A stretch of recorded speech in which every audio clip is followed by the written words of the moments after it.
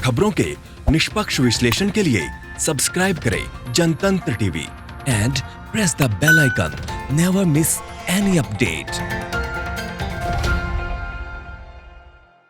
नमस्कार, आप देख रहे हैं जनतंत्र टीवी। आपके साथ मैं हूं ऋतु। कोरोना वायरस लॉकडाउन के चलते लगभग 2.5 महीने तक बंद रहे देश भर के हजारों धार्मिक स्थल आज से खुल गए हैं। हालांकि कोरोना काल में धार्मिक स्थल और मॉल्स को खोलने से पहले हर तरह के एहतियातन कदम उठाए जा रहे हैं।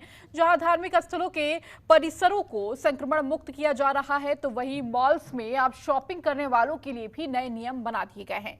यूपी के भी कई जिलों में धार्मिक स्थल खुल गए हैं। आप यूपी के अलग अलग जिलों की 5 तस्वीरें देख रहे हैं। गोरखपुर, संभल, लखनऊ, कानपुर और प्रयागराज में जहां धार्मिक स्थल खुल गए हैं और भक्तों का आना जारी है। तो 5 तस्वीरें आपकी टीवी स्क्रीन पर। गोरखपुर, प्रयागराज, संभल, लखनऊ और कानपुर, उत्तर प्रदेश की ये 5 तस्वीरें। तो अनलॉक 1.0 के दूसरे चरण का आज से शुरुआत हो गई है। सभी धार्मिक स्थल खुल गए हैं। साथ ही साथ रेस्टोरेंट, होटल्स, मॉल्स आज से खुल गए। और ये तस्वीरें आपको कोरोना महामारी से निपटने के लिए 19 मार्च से लगातार लॉकडाउन है। इस दौरान सभी धार्मिक जो स्थल हैं वो भी पूर्णतः बंद कर दिए गए थे, क्योंकि से संक्रमण फैलने का खतरा था।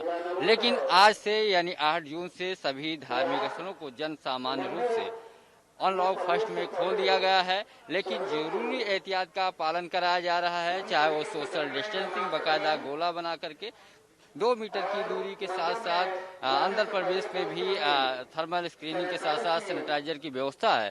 बाहर क्योंकि पुलिस भी मंदिर प्रशासन के साथ मदद कर रही है, पुलिस की टीमें लगाई गई हैं, सोशल डिस्टेंसिंग बाकायदा मेंटेन करनी जा रही है और जो भी मंदिर में प्रवेश कर रहा है उसका थर्मल स्क्रीनिंग हो रहा है। आप थर्मल स्क्रीनिंग कर रहे हैं? हाँ जी।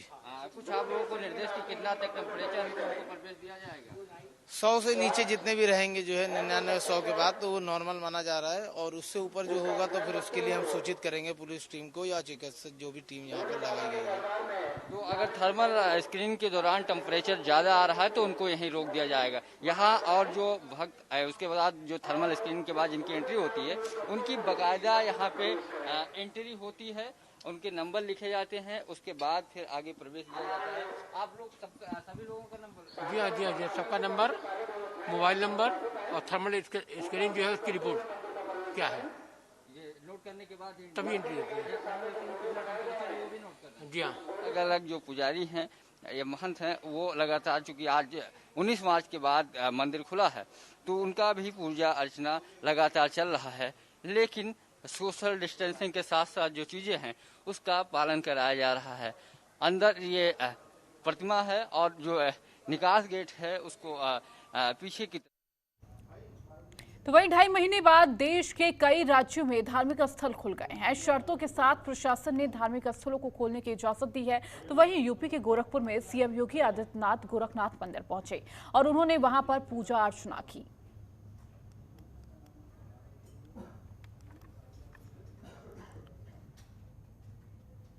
कोरोना वायरस संक्रमण के बढ़ते प्रकोप के बीच मथुरा वृंदावन के मंदिरों को लेकर बड़ा फैसला किया गया है। यूपी राज्य सरकार के सभी धार्मिक स्थलों को खोलने के आदेश के बावजूद आज से मथुरा और वृंदावन के कुछ प्रमुख मंदिर नहीं खोले जाएंगे। मथुरा श्री कृष्ण जन्मभूमि को सोमवार से ही खोलने का ऐलान कर दिया गया है। ऐसे में जहां मथुरा में लोग तमाम सुरक्षा व्यवस्थाओं के बीच भगवान के दर्शन कर सकेंगे, तो वहीं वृंदावन में दर्शन करने के लिए श्रद्धालुओं को अभी इंतजार करना होगा। तो मथुरा वृंदावन के मंदिरों को लेकर बड़ा फैसला किया गया है। वृंदावन में दर्शन करने के लिए श्रद्धालुओं को अभी इंतजार करना होगा।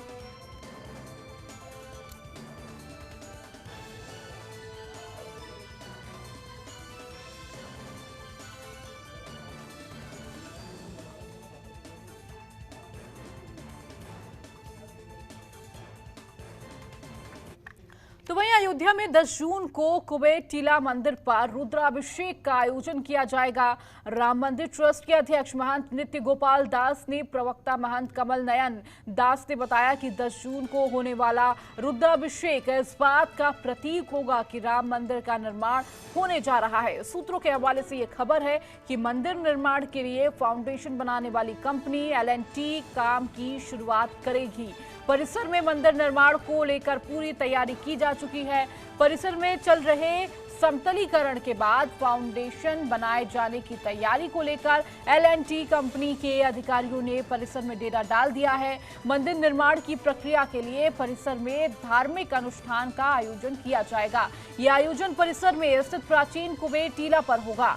यहाँ भगवान शिव विराजमान है और 10 जून को महंत कमल नयन दास अन्य संतों के साथ पूजा को आरंभ करेंगे, जो कि सुबह 8 बजे से शुरू होगा। यह पूजन 2 घंटे तक किया जाएगा, जिसके बाद मंदिर निर्माण कार्य शुरू होगा। तो 10 जून से राम मंदिर का निर्माण काम शुरू हो जाएगा। अयोध्या में कुबेर टीला मंदिर पर रुद्राभिषेक होगा। उसके बाद 8 बजे ये रुद्राभिषेक होगा और 2 घंटे तक ये पूजा अर्चना चलेगी।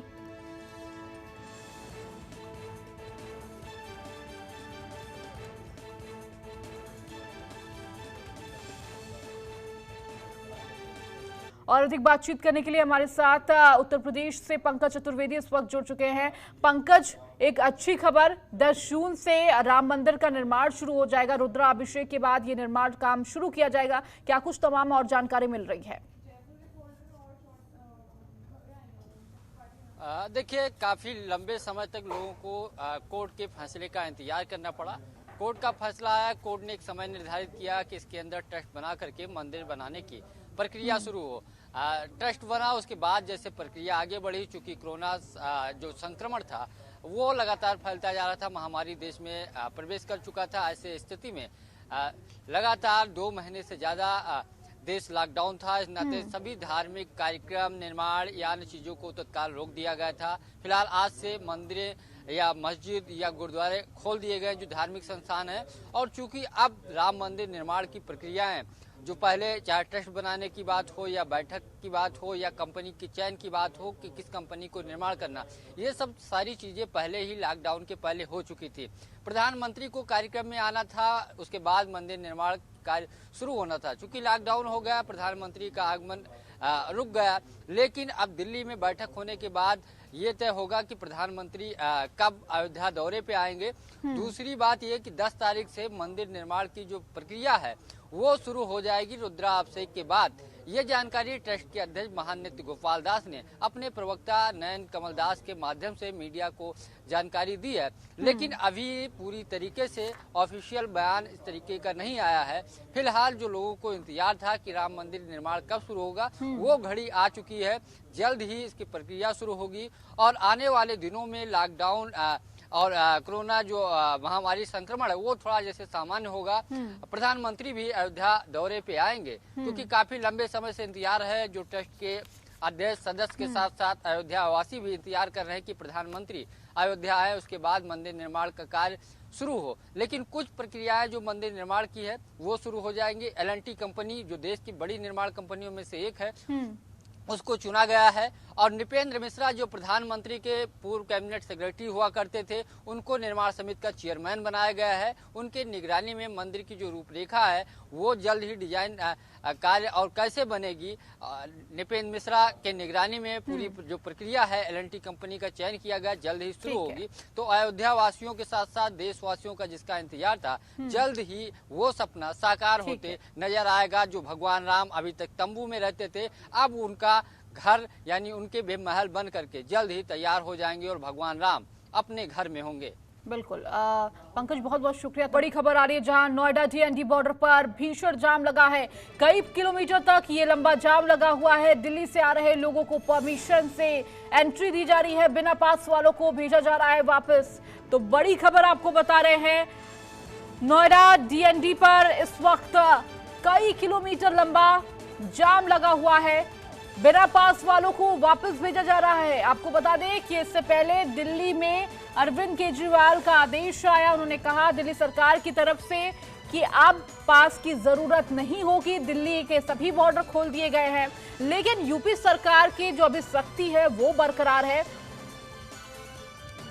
तो आप तस्वीरों में भी देख सकते हैं कई किलोमीटर लंबा जाम लगा हुआ है इस वक्त, और उन्हीं को जाने की इजाजत दी जा रही है जिनके पास पास है। जिनके पास पास नहीं है उनको एंट्री नहीं दी जाएगी। तो दिल्ली से आ रहे लोगों को परमिशन से एंट्री दी जा रही है, बिना पास वालों को वापस भेजा जा रहा है।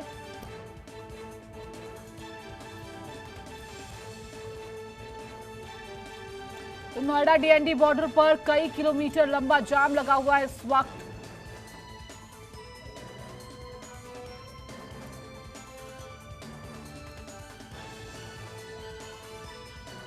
और अधिक बातचीत करने के लिए हमारे साथ संवाददाता शिव त्यागी जुड़ चुके हैं। शिव, डीएनडी पर एक बार फिर लंबा जाम लगा हुआ है और बात यह भी सामने आ रही है कि जिनके पास पास है उन्हीं को एंट्री दी जा रही है और नोएडा में, वरना ऐसे लोगों को जिनके पास पास नहीं है उन्हें वापस भेज दिया जा रहा है। देखिए, आज सुबह से ही क्योंकि सोमवार का दिन है और नोएडा और दिल्ली को जोड़ने वाला जो डीएनडी फ्लाईओवर है तो उसका भीषण जाम 8 बजे से लगा हुआ है और काफी लोग वहाँ पे परेशान है। करीब 1.5 से 2 घंटे पिछले जाम से लगा हुआ है और ऐसे में काफी लोगों को ऑफिस जाने में दिक्कत हो रही है क्योंकि सोमवार का दिन है और ऐसे में जो पीक आवर्स का समय होता है, खासतौर से देखा जाता है कि नोएडा और दिल्ली को जोड़ने वाले या दिल्ली से हरियाणा को जोड़ने वाले जो मुख्य मार्ग है उन सभी मुख्य मार्गों पे आमतौर पर जाम लगता था। लेकिन कई लोगों की शिकायत है कि जो लोग दिल्ली से नोएडा की तरफ आ रहे हैं उनको अगर पास नहीं है तो ऐसे में उनको अनुमति नहीं दी जा रही है। और अब से अगर 2 दिन पहले की अगर बात करें तो सुप्रीम कोर्ट की तरफ से भी कहा गया था कि हरियाणा और दिल्ली और उत्तर प्रदेश के द्वारा एक पोर्टल बनाया जाए जिससे कि ई पास की व्यवस्था की जाए और ऐसे में वहां से जो पास की व्यवस्था की जाए जिससे कि लोगों को दिक्कत ना हो। और उसके बाद से 1 हफ्ते का समय दिया गया था और कहीं ना कहीं आज सोमवार का दिन है और ऐसे में ज्यादातर लोग अपने काम के लिए निकलते हैं। कहीं आज सुबह से ही जो नोएडा और दिल्ली को जो जोड़ने वाले मार्ग हैं, तो सेक्टर 14 की बात की जाए या वो कलंदी कुंज की बात की जाए या आपके डीएनडी की बात की जाए, हजारों की तादाद में वाहन यहाँ पे निकलते हैं और आज सुबह से ही करीब 2 से 3 किलोमीटर लंबा जाम जो है वो उन सड़कों पे लगा हुआ है। तो जो गाड़ियां जो है रैंक का चल रही है, लोगों को सबसे ज्यादा दिक्कतें इसलिए हो रही है क्योंकि उनके पास ई पास की व्यवस्था नहीं है क्योंकि लॉकडाउन 3 और 4 के समय पे गौतम बुद्ध नगर के अंदर ई पास की व्यवस्था करी गई थी और ई पास जिन लोगों के पास है उन्हीं को ही गौतम बुद्ध नगर में प्रवेश करने दिया जा रहा था। ऐसे में जो केंद्र सरकार के उच्च लेवल पर अधिकारी हैं उनके पास की व्यवस्था है, ऐसे में कहीं ना कहीं लोगों को काफी दिक्कतें हो रही है। ठीक है शिव, बहुत बहुत शुक्रिया तमाम जानकारी के लिए। बढ़ते आगे, लखनऊ में भ्रष्टाचार के आरोप में सोनभद्र के डीपीआरओ निलंबित किए गए हैं। बड़े पैमाने पर गंभीर अनियमितताएं बरतने के आरोप लगे हैं। तो डीपीआरओ के कारनामे की जांच उप निदेशक वाराणसी को सौंपी। निलंबन अवधि में पंचायती राज निदेशालय से रहेंगे संबंध। तो डीपीआरओ के कारनामे के बाद उन्हें निलंबित कर दिया गया है। निलंबन अवधि में पंचायती राज निदेशालय में भ्रष्टाचार के आरोप में सोनभद्र के डीपीआरओ को निलंबित किया गया है। बड़े पैमाने पर गंभीर अनियमितताएं बरतने के आरोप लगे हैं। तो डीपीआरओ को कारनामे की जांच उप निदेशक वाराणसी को सौंपी है। निलंबन अवधि में पंचायती राज निदेशालय में रहेंगे संबंध। इसी बीच मुजफ्फरनगर से भी बड़ी खबर आ रही है, जहां मुजफ्फरनगर कुंदन चैरिटेबल हॉस्पिटल की बड़ी लापरवाही सामने आई है। हॉस्पिटल में लापरवाही से गर्भवती महिला और बच्चे की मौत हो गई है। हॉस्पिटल में परिजनों ने हंगामा किया है, डॉक्टर मौके से फरार है। सूचना पर पहुंची पुलिस हॉस्पिटल में जांच में जुटी हुई है। मृतक महिला 4 महीने की थी गर्भवती। शहर कोतवाली क्षेत्र रुड़की रोड पर यह पूरा मामला।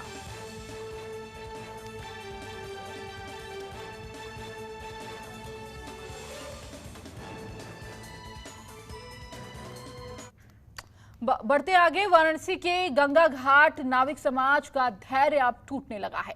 अनलॉक 1 के बाद भी गंगा के नावें नहीं चलने की वजह से नाविक समाज भुखमरी के कगार पर आ पहुंचा है। नाविक समाज को अब इस बात का डर सताने लगा है कि 15 दिन बाद मानसून आ जाएगा और गंगा का पानी बढ़ जाएगा, तब प्रशासन नाव के संचालन पर रोक लगा देगा। इसीलिए नाविक समाज चिंतित हो गया है कि उसका परिवार का पेट कैसे चलेगा। अनलॉक 1 में छूट के नाम पर तमाम उद्योगों को, तमाम प्रतिष्ठानों को सरकार की तरफ से न सिर्फ राहत दी गई बल्कि उन्हें शुरू भी कर दिया गया, लेकिन गंगा में नाव के संचालन पर ना तो अभी तक कोई फैसला आया है और इसलिए वाराणसी का नाविक समाज अपने तथा अपने परिवार के पेट पालने को लेकर काफी परेशान और आहत है। गौरतलब है कि वाराणसी के गंगा घाट पर कम से कम 45 नावें चलती हैं और इन 45 नावों से लगभग 1.5 लाख लोगों का जीवन यापन होता है। ये नावें पिछले 2.5 महीने से न सिर्फ बंद हैं बल्कि इनसे जुड़े हजारों नाविकों के परिवार भुखमरी के कगार पर आ गए हैं। वाराणसी उत्तर प्रदेश का एक प्रमुख पर्यटन स्थल है। गंगा और घाट पर्यटन के मुख्य आकर्षण का केंद्र है। वहीं कोरोना वायरस काल में देशी और विदेशी पर्यटकों का आना एकदम से बंद हो गया है। ऐसे में नाविकों को जो मूल कमाई है वो मार्च से ही बंद है।